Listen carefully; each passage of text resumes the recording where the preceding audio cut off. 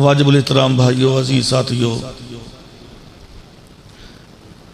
پچھلے خطبات میں رسول اللہ صلی اللہ علیہ وسلم کی ہجرت، آپ کا مکہ چھوڑ کے مدینہ تشریف لانا، اور مدینہ میں پھر آپ نے ابتدا میں مسجد قباء کا تعمیر کیا، اور پھر آپ قباء بستی سے مدینہ تشریف لے گئے، اور دو چھوٹے بچوں سے، یتیم بچوں سے، سہل اور سہیل سے جگہ خریدی، اور وہاں پہ آپ نے مسجد تعمیر کی، اور اسی مسجد کو پھر آپ نے اپنا مسکن بنایا، اسی مسجد کو آپ نے اپنا مرکز بنایا، اسی مسجد کو پھر آپ نے اپنی عدالت بنایا، اسی مسجد کو آپ نے اپنی سپریم کورٹ، اور وہیں پہ بیٹھ کے پھر وہ سارے فیصلے، اور پھر اسی مسجد سے پھر پوری دنیا میں اسلام کے غلبے کے لیے قافلے نکلے، جہاد کے لیے مجاہدین نکلے، زکوٰۃ کے جمع کرنے کے لیے عاملین نکلے، دنیا کے اندر اسلام پھیلانے کے لیے مبلغین نکلے، عالمین نکلے، اسی مسجد سے، اسی مرکز سے پھر پوری دنیا پہ اسلام پھیلا، اور ایک وہ وقت آیا کہ اسی مسجد سے نکلنے والے قافلوں سے اللہ رب العالمین نے یہ رزلٹ دیا، فی دین اللہ افواجا، کہ لوگ پہلے تو ایک ایک دو دو خفیہ چھپ چھپا کے مسلمان ہوتے تھے، اور اب فوج در فوج اسلام کے اندر داخل ہو رہے ہیں، اس مسجد کی وجہ سے، اس مرکز کی وجہ سے۔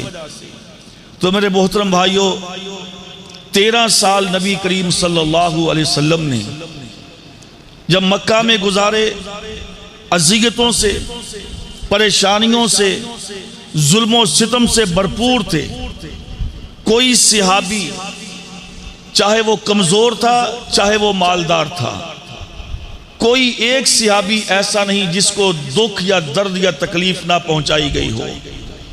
ہر کسی نے اپنی استطاعت کے مطابق، اپنی ہمت کے مطابق، مشرکین نے اپنی استطاعت اور طاقت کے مطابق ہر کافر نے تکلیف دینے کی بھرپور کوشش کی۔ اور پھر جب آپ یہاں پہ تشریف لے آئے مدینہ میں، تو مدینہ میں جب آپ آئے تو یہ ماحول بالکل مختلف تھا، مکہ سے یہ ماحول بالکل مختلف تھا۔ وہاں پر مسلمان خفیہ چھپ چھپا کے اسلام کی دعوت دیتے، اسلام پہ عمل پیرا ہوتے۔ جو ہی پیارے پیغمبر مدینہ تشریف لائے، اللہ رب العالمین نے اب یہاں پہ ہر چیز کو علی الاعلان کہنے کا حکم دے دیا۔ یہاں پہ نماز علی الاعلان پڑھی گئی، یہاں پہ روزہ اس کا نفاذ ہوا، یہاں پہ حج کے لیے، یہاں پہ زکوٰۃ کے لیے جتنے بھی احکام و مسائل ہیں، ان تمام احکام و مسائل کو اللہ رب العالمین نے مدینہ میں نازل فرمایا۔ مدینہ سے پہلے جب آپ مکہ میں تھے تو اس وقت کوئی بھی حکم یا کوئی مسائل نازل نہیں ہوئے تھے، صرف 3 چیزیں تھیں: توحید، رسالت اور فکر آخرت۔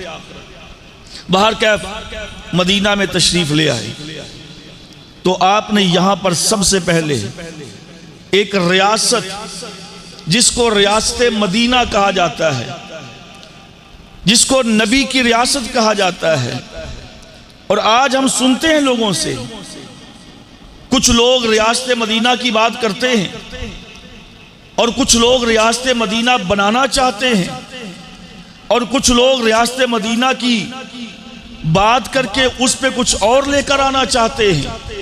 اور کیف اپنی اپنی سوچ ہے، اپنا اپنا نظریہ ہے۔ لیکن بھائیو ایک بات یاد رکھیں، صرف نام لینے سے کام نہیں بنے گا جب تک اس کے اوپر عمل نہ کیا جائے۔ اب ریاست مدینہ کا نام لینے سے یہ پاکستان ریاست مدینہ نہیں بن جائے گا جب تک اس کے اوپر عملی نفاذ نہیں ہوگا۔ اور عملی نفاذ کے لیے 3 چیزیں ضروری ہیں۔ سب سے پہلے خود آدمی اپنا احتساب کرے، سب سے پہلے خود آدمی اس چیز کو سوچے، اس کی ذمہ داری ہے کہ وہ اس ریاست کو مدینے کی ریاست بنانے میں کیا کردار ادا کر سکتا ہے۔ اور دوسرا ہے تعلیم و تربیت۔ وہ تعلیم کہ جس تعلیم کے ذریعے وہ ریاست مدینہ کا تصور پیدا ہو، وہ تعلیم کہ جس تعلیم کے ذریعے امن و امان قائم ہوتا ہو، وہ تعلیم کہ جس تعلیم کے ذریعے حقوق اللہ اور حقوق العباد کی آبیاری ہوتی ہو، وہ تعلیم کہ جس کے ذریعے دنیا اور آخرت میں تفریق پیدا ہوتی ہو، وہ تعلیم کہ جس کے ذریعے شعور پیدا ہوتا ہو، وہ تعلیم کہ جس کے ذریعے چھوٹے بڑے کا ادب و احترام، ماں بہن بیٹی بہو کا ادب و احترام، بھائی رشتہ دار والدین ان کا ادب و احترام، اور دنیا میں رہنے سہنے کے طریقے اور سلیقے آتے ہوں، وہ تعلیم ضروری ہے۔ اور وہ تعلیم کہاں سے ملے گی؟ وہ تعلیم مساجد سے ملتی ہے، وہ تعلیم مدارس سے ملتی ہے، وہ تعلیم قرآن سے ملتی ہے، وہ تعلیم حدیث سے ملتی ہے، وہ تعلیم اللہ اور اس کے رسول کے احکامات سے ملتی ہے۔ اور تیسری چیز ہے کہ جو ذمہ دار ہوں، جو صاحب اقتدار ہوں، جن کے پاس اس ریاست، جس کے پاس اس خطے کی زمام ہو، جن کے پاس باغ ڈور ہو، وہ اپنا کردار ادا کریں۔ جب تک یہ تین چیزیں نہیں ہوں گی ہم اسلامی ریاست یعنی کہ مدینہ کی ریاست نہیں بنا سکتے، تصورات ہی لیے جائیں گے۔ آئیے آج ہم اسی بات پہ بات کرتے ہیں کہ پیارے نبی کریم صلی اللہ علیہ وسلم نے مدینہ میں آ کر مدینہ کو ایک ایسی ریاست بنایا، مدینہ کو ایک ایسا خطہ بنایا، مدینہ کو ایک ایسا مرکز بنایا کہ جس مدینہ کا رعب، جس مدینہ کا دبدبہ، جس مدینہ کی ہیبت، میرے نبی نے فرمایا کہ مسیرتو بالرعب مسیرت شہر، لوگوں میں ایک مہینے کی مسافت پہ ہوتا ہوں، یعنی ایک سفر کرتے چلے جاؤ، تیز سواری چلتی جائے دوڑتی جائے، ایک مہینہ جہاں پہ جا کے ختم ہوگا۔ آپ نے فرمایا کہ ایک مہینے کی مسافت پر اللہ رب العالمین نے اتنی دور تک دشمن کے دل میں میرا روب پیدا کر دیا ہے، میرا دبدبہ پیدا کر دیا ہے، مسلمانوں کا خوف طاری کر دیا ہے، میرے نبی کا روب اور دبدبہ پیدا کر دیا ہے۔ مسیرت شہرن، ایک مہینے کی مسافت پر، ایک مہینے کے سفر پر جب پیارے پیغمبر صلی اللہ علیہ وسلم نے اس مدینہ کو ایک ریاست کا نام دیا، ایک ریاست بنایا، تو پھر چوری نہیں تھی، پھر ڈکیٹی نہیں تھی، پھر رہزنی نہیں تھی، پھر کیا مجال تھی کہ کوئی آدمی کسی کا حق کھا جائے، پھر کیا مجال تھی کہ کوئی کسی کی طرف نگاہ اٹھا کے دیکھ جائے، پھر کیا اوقات تھی کسی کی کہ کوئی کسی پہ ظلم کر جائے، کوئی کسی کا حق کھا جائے، چونکہ یہ ریاست مدینہ کا قیام ہو چکا تھا۔ میرے نبی نے اس ریاست کو قائم کیا، لیکن ایک بات یاد رکھیے، جب نبی نے اس ریاست کا قیام لایا، آپ نے اس کے اوپر محنت کی، تو بھائیوں پریشانیاں بہت ہوئیں۔ سب سے بڑی پریشانی، سب سے پہلی رکاوٹ اندر سے پیدا ہوئی تھی۔ سب سے بڑی رکاوٹ اس ریاست کو نبی صلی اللہ علیہ وسلم کے ذہن کے مطابق بنانے میں جس چیز نے اختلاف پیدا کیا، اختلاف کھڑا کیا، وہ اندر کے لوگ تھے۔ کون تھے؟ جنہوں نے کلمہ تو پڑھ لیا، جنہوں نے نام تو اسلام کا لے لیا، کہتے تھے لا الہ الا اللہ محمد الرسول اللہ، ہم نبی کو ماننے والے ہیں، ہم نماز پڑھنے والے ہیں، ہم روزہ رکھنے والے ہیں، ہم نبی کے ساتھ چلنے والے ہیں، ہم مسلمان ہیں۔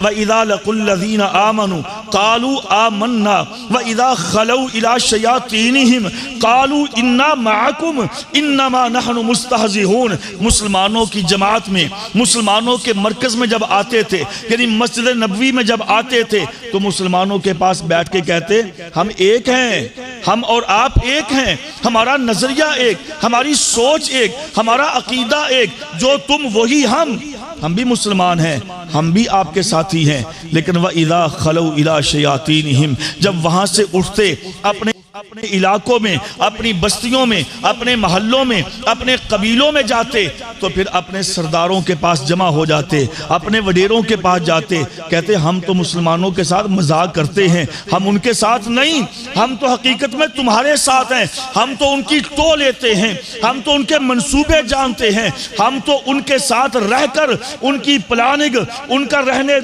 جینے کا، اٹھنے کا، بیٹھنے کا طریقہ سلیقہ سیکھ کر ہم تو تمہیں بتانے آئے ہیں کہ اب اس کے بارے میں کوئی پلان کیا جائے، کوئی منصوبہ تیار کیا جائے تاکہ اس دین کو، اس اسلام کو مزید نہ پھیلنے دیا جائے، اس ریاست کو کامیاب نہ ہونے دیا جائے، اس مدینہ کی ریاست کو پھیلنے پھولنے نہ دیا جائے، کوئی اس کے بارے میں پلان کرو، اس کے بارے میں منصوبہ تیار کرو۔ پھر وہ آپس میں بیٹھ کے منصوبے بناتے، کیسے منصوبے؟ کبھی بنو نذیر کے ساتھ، کبھی بنو قینقاع کے ساتھ، اور کبھی اوس اور خزرج کے یہودیوں کے ساتھ، اور پھر کبھی مشرکین مکہ کے ساتھ ملتے، اور کبھی دنیا کے دوسرے کافروں کے ساتھ مل کے مدینہ کے خلاف سازشیں کرتے۔ کون تھے؟ جو ظاہر کلمہ پڑھنے والے تھے، ظاہر نبی کے ساتھ رہنے والے تھے، نبی کے پیچھے کھڑے ہونے والے تھے۔ میری مراد عبداللہ بن ابی ہے، منافقین کا سرگنا، منافقین کا گروہ، منافقین کی جماعت، سب سے بڑی رکاوٹ منافقین نے کھڑی کی کلمہ پڑھنے کے باوجود کہ یہ مدینے کی ریاست پھیلے پھولے نہ، یہ مدینے کی ریاست، اس کا نظام آگے نہ چلے۔ منافقین نے سب سے پہلے مخالفت کی۔ اچھا، مخالفت کی وجہ کیا تھی؟ مخالفت کی وجہ یہ ہے کہ جب پیارے نبی کریم صلی اللہ علیہ وسلم مدینہ تشریف لائے، اس سے پہلے یہ مدینہ کے لوگوں نے، مختلف قبائل نے یہ مشورہ کیا، یہ فیصلہ کیا کہ ہمیں ایک اچھا سلجھا ہوا، پڑھا لکھا، باشعور، سمجھدار سردار چاہیے۔ اور سب نے نگاہ دوڑائی، دیکھا دائیں بائیں کون ایسا سردار ہو سکتا ہے۔ سب کی نگاہ رکی تو عبداللہ بن ابی پر، عبداللہ بن ابی بن سلول جو منافقوں کا سردار تھا۔ یہ بڑا ذہین تھا، یہ بڑا عقل مند تھا، یہ بڑا ذی شعور تھا، دنیا کے لحاظ سے ہر آدمی سے زیادہ ذہین تھا۔ جیسے میں پہلے بھی کہتا ہوں کہ ابو جہل تو ہم کہتے ہیں، ابو جہل تو اس کو اسلام نے کہا، لیکن اس کا نام ابو الحکم تھا، ابو الحکم کے نام سے مشہور تھا۔ ابو الحکم مطلب چیف جسٹس، سارے ججوں کا جج تھا۔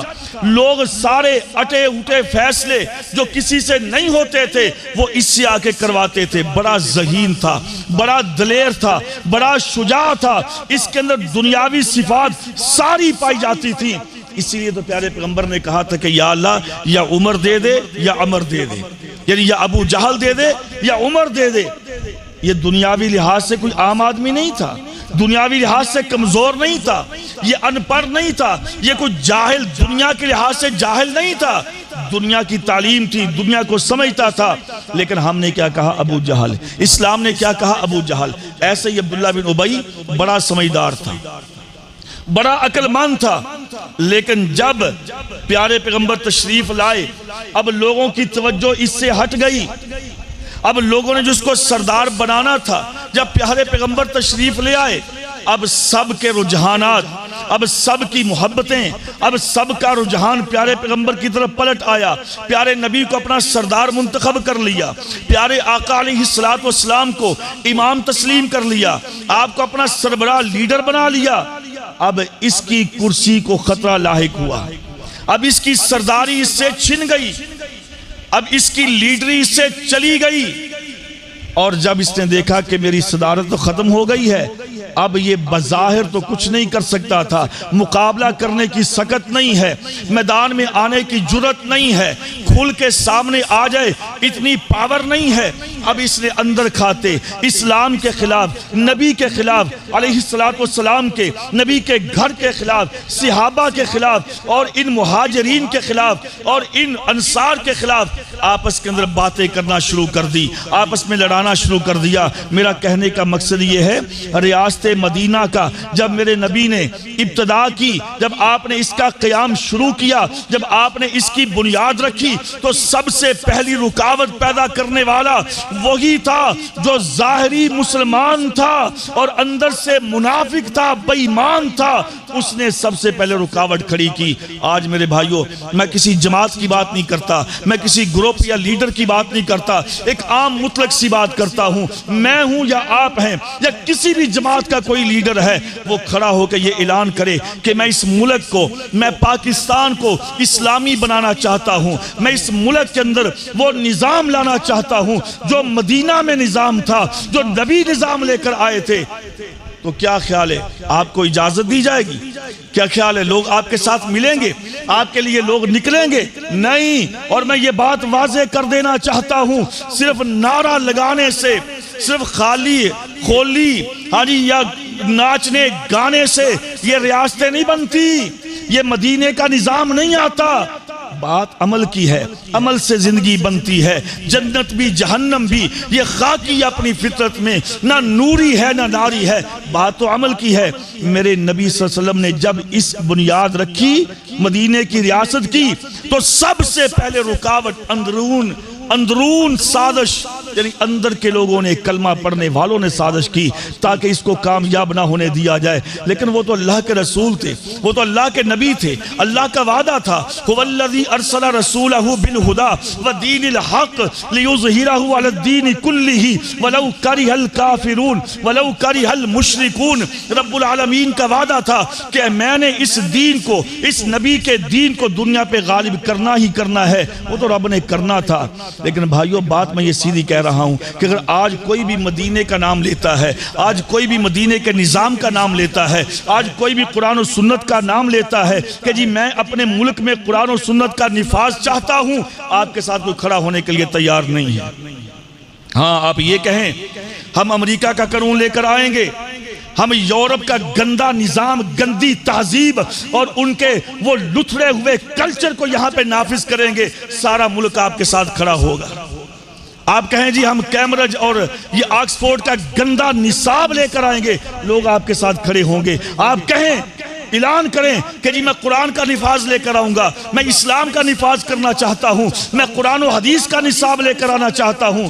اوے مولوی نے چھڈو پرے، انہوں نے کی کرنا، کچھ بھی نہیں کرنا، اے مولوی سارا لوٹ کے کھا گئے، انہوں مولویوں نے کی کرنا، چھڈو جی مولویوں نے چھڈو۔ یعنی جب مولوی بات کرتا ہے اسلام کی، آپ مولوی نہیں بھی ہیں، اسلام کی بات کر کے دیکھیں، آپ کو مولوی کا تانا دیا جائے گا۔ آپ قرآن کی بات کر کے دیکھیں، آپ کو مولوی کا تانا دیا جائے گا۔ آپ حدیث کی بات کر کے دیکھیں، آپ کو مولوی کا تانا دیا جائے۔ کیوں کہ مولوی لفظ، مولوی نام ہمارے ہاں معتوب ہے، ہمارے ہاں مطعون ہے، اس کو برا سمجھا جاتا ہے اور اس سے لوگوں کو نفرت آر دلوائی جاتی ہے۔ یہ کس نے کام شروع کیا تھا؟ یہ جب تحریک آزادی ہندوستان میں جب شروع ہوئی تھی اور سید اسماعیل شہید رحمت اللہ علیہ، سید احمد دہلوی رحمت اللہ علیہ اور دیگر رفقا جب انہوں نے اسلام کے نام پر مسلمانوں کو کھڑا کیا تھا، جب انہوں نے ان کو للکارا، انگریز کو، ان افرنگیوں کو، تو اس وقت انہوں نے یہ اصطلاح پیدا کی، اس وقت انہوں نے پھر یہ بات چلائی کہ یہ تو مولوی ہیں، یہ تو وہابی ہیں، یہ تو مولوی ہیں۔ لوگوں کو ان سے متنفر کیا گیا اور ان کو ایسا دکھایا گیا جیسے یہ اجڑ ہوتے ہیں، بیکار ہوتے ہیں، ان کو کوئی شعور نہیں، یہ لا شعور ہیں۔ کبھی غور کیا آپ نے؟ آج ہمارے ملک کے اندر بھی جہاں پہ دھماکہ ہوتا ہے، خودکش حملہ ہوتا ہے، حالانکہ ناجائز حرام ہے، اچھا اس میں جس کی تصویر بنائی جاتی ہے، جس کا خاکہ بنایا جاتا ہے، کس کا بنایا؟ داڑھی والے کا خاکہ بنایا جاتا ہے اور بدنام کیا جاتا ہے داڑھی والے کو، اور پھر جیسے جہاد کو دہشت گردی کا نام دے کر بدنام کیا جاتا ہے، ایسے ہی یہ مولوی کا نام لے کر اس وقت اسلام کو بدنام کیا جاتا تھا کہ یہ تو اجڑ ہے، یہ تو بیکار ہے، اس کو تو دنیا میں رہنے کا شعور نہیں، یہ دنیا کو جانتا نہیں۔ رب کعبہ کی قسم ہے، دنیا میں رہنے کا سلیقہ، دنیا میں زندگی گزارنے کا طریقہ جس انداز سے، جس سہانے طریقے سے میرے نبی نے بتلایا ہے، دنیا میں کوئی لیڈر آج تک نہ بتا کے گیا ہے، نہ کوئی بتا سکے گا۔ جو طریقہ اسلام نے بتایا ہے، جو طریقہ اسلام نے بتایا ہے دنیا میں رہنے کا، دنیا کمانے کا، دنیا کے اندر سروائیو کرنے کا، یہ آج تک نہ کوئی بتا سکا ہے اور نہ کوئی بتا سکے گا۔ باہر کے میرے پیارے پیغمبر صلی اللہ علیہ وسلم کے اس مدینہ کی ریاست میں جو رکاوٹ بنے تھے، سب سے پہلے کلمہ گو تھے، کلمہ پڑھنے والے تھے، لیکن اندر کھاتے پھر آپ کے مخالف، آپ کے گھر کے مخالف، آپ کے صحابہ کے مخالف، کہ یہ تو یہاں پہ چھا جائے گا، اگر یہ نبی یہاں پہ چھا گیا تو بس پھر ہم تو یہاں سے گئے، ہمارا اقتدار تو ختم ہو جائے گا، ہمارا سورج تو غروب ہو جائے گا، یہ تو نیا نظام آئے گا، اس نظام میں سب برابر ہوں گے، اس نظام میں مساوات ہوگا، اس نظام میں عدل و انصاف ہوگا، اس نظام کے اندر چھوٹے بڑے اور ہر کسی کو اس کا ایک حق اور مقام ملے گا، لہٰذا یہ نہیں ہونا چاہیے۔ اگر یہ ہو گیا تو ہمارا ورلڈ آرڈر، اگر یہ ہو گیا تو ہمارا ورلڈ آرڈر یہ کدھر جائے گا؟ اور آج یہی بات ہے، آج یہی بات ہے، میرے اس ملک کو، آپ کے اس ملک کو، ہمارے اس ملک پاکستان کو، جس کو اسلام کے نام پہ لیا، اسلام کے نام پہ قربانیاں دی، ہاں جی، سب سے بڑی ہجرت ہوئی اس ملک کے لیے، اس ملک کو اسلامی کیوں نہیں بننے دیا جا رہا؟ اس ملک کے اندر اسلام کا نفاذ کیوں نہیں ہونے دیا جا رہا؟ اس لیے کہ اگر اسلام آ گیا تو بھائی وہ ورلڈ آرڈر کا نظام، وہ کنسپٹ، وہ سلسلہ، وہ تو ختم ہو جائے گا، اس کو پھر دنیا میں کون پہچانے گا؟ اللہ اکبر کبیرہ۔ پیارے نبی کریم صلی اللہ علیہ وسلم نے پھر آپ نے سب سے پہلے اس رکاوٹ کو آپ نے کس انداز سے کچلا، کس انداز سے آپ نے ان کو ختم کیا؟ اللہ نے فرمایا کہ یا ایھا النبی جاہد الکفار والمنافقین واغلظ علیہم ومأواہم جہنم وبئس المصیر۔ اے نبی آپ جہاد کریں، اللہ کن کے خلاف؟ الکفار والمنافقین، کافروں کے خلاف اور منافقین کے ساتھ۔ بھائیو دو محاذ ہیں، دو محاذ رب العالمین نے بیان کیے ہیں کہ کافروں کے خلاف بھی جہاد کرو اور منافقین کے خلاف بھی جہاد کرو۔ میرے نبی نے اب جہاد کا آغاز کر دیا۔ اذن للذین یقاتلون بانہم ظلموا وان اللہ علی نصرہم لقدیر۔ اللہ نے آسمان سے آیات کا نزول کر دیا، اب جہاد کا حکم دے دیا، کبھی احد میں، کبھی بدر میں، اور کبھی خندق میں، کبھی سویق میں، کبھی کہاں بے شمار غزوات ہیں، اور یہ سارے غزوات واضح ہیں، معلوم ہیں، ان کے میدان کتنے شہید ہوئے، کتنے کافر مردار ہوئے، کیا کیا نقصان ہوا، سب ہمارے سامنے ہے، سب تاریخ بتلاتی ہے، حدیث بتلاتی ہے، تفاسیر